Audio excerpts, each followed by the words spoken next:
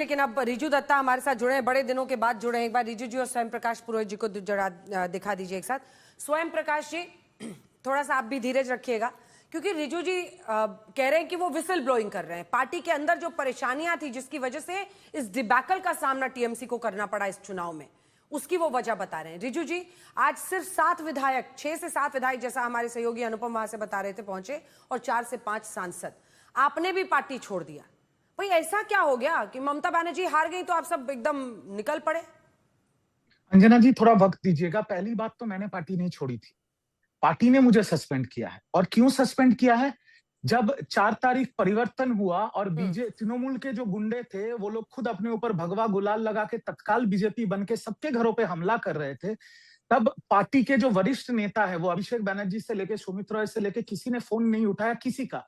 और ये सिर्फ रिजू दत्ता नहीं बोल रहा है, 3 बार के मंत्री, 4 बार 5 बार के विधायक अरूप राय हावड़ा के कल यही बात बोले उन्होंने कि पार्टी हमारे पास खड़ी नहीं थी। दीदी आज सड़क पे उतरी है और मैं उनको, हम लोग का बंगाली में कहावत है मातृ क्षमा, माँ का सम्मान मैं तब भी देता था, आज भी देता हूं, भविष्य में भी दूंगा। बट आज जब वो सड़क पे थी तब 6 विधायक, 4-5 सांसद, आज भी तो तृणमूल के पास 42 सांसद और 80 विधायक हैं। मैंने कल जो ब्रेकिंग न्यूज दिया था, आज वो बात सही निकल रहा है। जब आपने, अंजना जी, मेरे ऊपर एक शो किया था, जब मैंने मुंह खोला था और तो आपने भी कुछ बाइट से चलाई थी, तब पूरे तृणमूल मिलके मेरे को गालियां दे रहे थे। तृणमूल की आईटी सेल लग गई थी मेरे सारे सोशल मीडिया प्लेटफॉर्म्स को उड़ाने के लिए, रिपोर्ट मार मार के। But today I stand vindicated. इसी पार्टी ने जिन जिन को सांसद बना के भेजा, इसी पार्टी ने जिन जिन को टिकट देके, और जो लोग ममता बनर्जी के नाम पे जीते, वो लोग तो आज वही बात बोल रहे जो 9 तारीख को रिजू दत्ता ने कहा था कि आईपैक पार्टी चला रही थी और अभिषेक बनर्जी के खिलाफ हम लोग बोल रहे हैं। मैंने तो अभी अभिषेक बनर्जी के खिलाफ कुछ बोला भी नहीं है। मैंने यही बोला है कि आईपैक ने इस पार्टी को बेच दिया। और दो तीन और बात बता दूं, बाकी स्वयं जी बोलेंगे। अंजना जी, मैं खत्म कर लूं कि स्वयं जी बोलेंगे? खत्म कर लीजिए। 2 लाइन में खत्म कीजिए। 2 लाइन में खत्म कीजिए। मेरा आरोप तो लगेगा ही ना, ये आरोप लगेगा कि भाई पार्टी हार गई, डूब गई, तो आपने डूबता जहाज छोड़कर भागने का फैसला ले लिया। तो मैं तो छोटा मोटा कार्य करता हूं, छोड़ दीजिए। हाँ। पार्टी के नेशनल जनरल सेक्रेटरी के ऊपर जानलेवा हमला हुआ, निंदनीय घटना है, जानलेवा हमला हुआ है, ये भी मैं बोल रहा हूं। जादवपुर, जहां पर सोनापुर में घटना घटा, जादवपुर की सांसद है शालिनी घोष, कलकत्ता में रहती है, अभिषेक बनर्जी के पास क्यों नहीं पहुंची? छोड़ दीजिए, वहां नहीं जा पाई। हॉस्पिटल में जब अभिषेक बनर्जी को अपोलो और बेलव्यू लिया जा रहा था, तब क्यों नहीं पहुंचे? सारे देश के नेता, राहुल गांधी, मल्लिकार्जुन खड़गे, अखिलेश यादव, तेजस्वी यादव, अरविंद केजरीवाल, कपिल सिब्बल, अभिषेक मनु सिंह, सबने निंदा की। तृणमूल के 42 सांसदों में कितने सांसदों ने ट्वीट किए, कितने विधायकों ने ट्वीट किए? और आज ऐसा माहौल हो गया है कि तृणमूल कांग्रेस के 52 से 55 विधायक आज अपना एक नई, असली तृणमूल बोल के नई पार्टी खड़ा करना चाह रहे हैं। शिवसेना महाराष्ट्र मॉडल को लाना चाह रहे हैं, विपक्ष के नेता प्रतिपक्ष बनाना चाह रहे हैं ऋतुव्रत बंदोपाध्याय को, और कुछ दिन बाद ये सिंबल के ऊपर भी अपना हक जताने की कोशिश करेंगे। जवाब दीजिए। तो सारी जिम्मेदारी कार्यकर्ता की है। हाँ। नहीं, देखिए, ऑल इंडिया तृणमूल कांग्रेस ने अपना लीडर ऑफ अपोजिशन बता दिया है। शोभन देव चट्टोपाध्याय सीनियर लीडर हमारे हैं, ये उस दिन मीटिंग में तय हो गया था। उसके बाद भी अगर किसी को बनना है वो अलग बात है, वो अपनी कार्रवाई करता रहेगा। मगर आज जो पश्चिम बंगाल में जो नेत्री लोकतंत्र के अंदर में विपक्ष की सबसे पावरफुल लेडी के नाम से जानी जाती है ममता बनर्जी, उनसे ये नई सरकार, जिसको 1 महीना भी नहीं हुआ है, अभी भी 2 दिन घटते हैं, उन्होंने रिफ्यूज कर दिया परमिशन। जहां पे ममता बनर्जी ने एक सभा के लिए 5 दिन पहले परमिशन मांगा था। आज एक बस अड्डे पे बोले आप वाइट चैनल, पुलिस उनको बोलती है रात को 12 बजे के बाद में कि आप वाइट चैनल में चले जाइए और वहां पर आप अपना जो भी वक्तव्य रखना रखिए। हमारे लोग गए, रात को मैसेज आया 1:30 बजे दोपहर में, दीदी अगर वहां पर जाकर के अपने जितने चाहने वाले वो पहुंचे हैं, बाकी सोशल मीडिया से जुड़े हुए हैं। रिजू दत्ता का जो सवाल है मैं उससे सहमत हूं कि अगर कांग्रेस के राहुल गांधी अगर सवाल कर सकते हैं, अपना समर्थन अभिषेक बनर्जी को जता सकते हैं और बाकी मल्लिकार्जुन खड़गे जता सकते हैं, तो बाकी पार्टी के सांसदों को भी जताना चाहिए। मगर वो क्यों नहीं जता रहे हैं? इसके पीछे कौन सी ताकत है जिस ताकत ने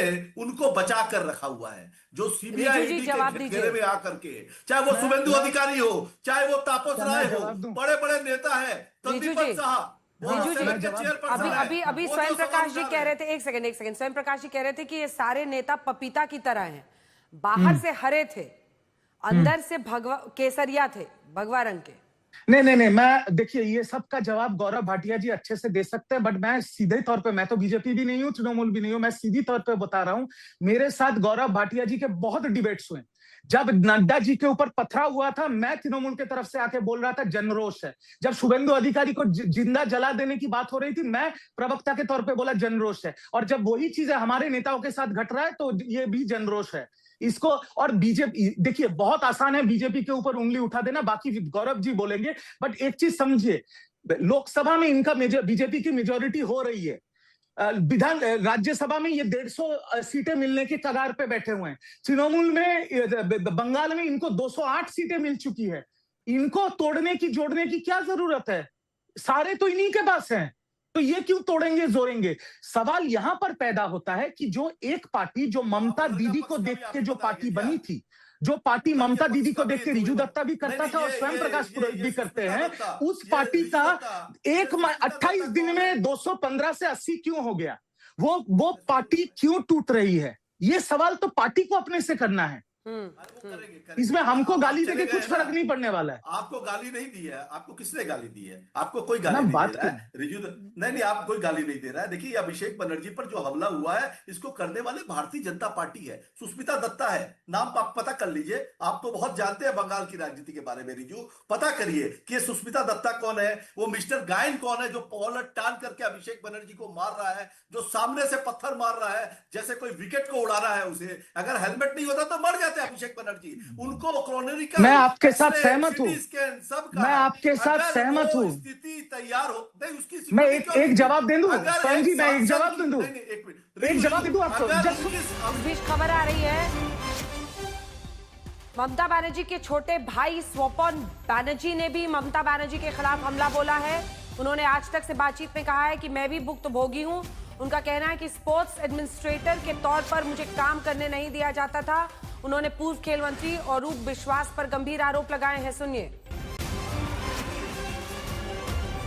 1981 साल से पार्टी के साथ में जुड़ा हुआ है, लेकिन 2013 से आपको काम नहीं करने दिया। 2013 साल से मेरा को काम करने नहीं देता है। क्यों काम करने नहीं देता है? कोई काम में नहीं देता। मैं बंगाल ओलंपिक का सेक्रेटरी था, चिट्ठी देता है, चिट्ठी फेंक देता है।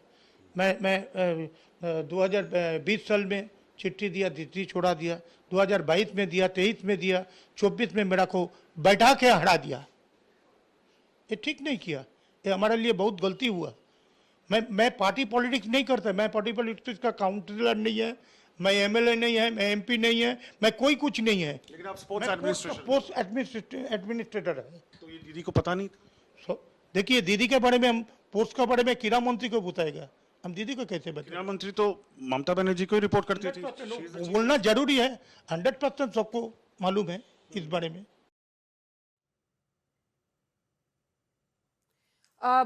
जल्दी से आइए आपको दिखा देते हैं। ममता बनर्जी, बताया जा रहा है ममता बनर्जी ने बीजेपी के खिलाफ कड़े तेवर दिखाए हैं। सुनिए उन्होंने क्या कहा है।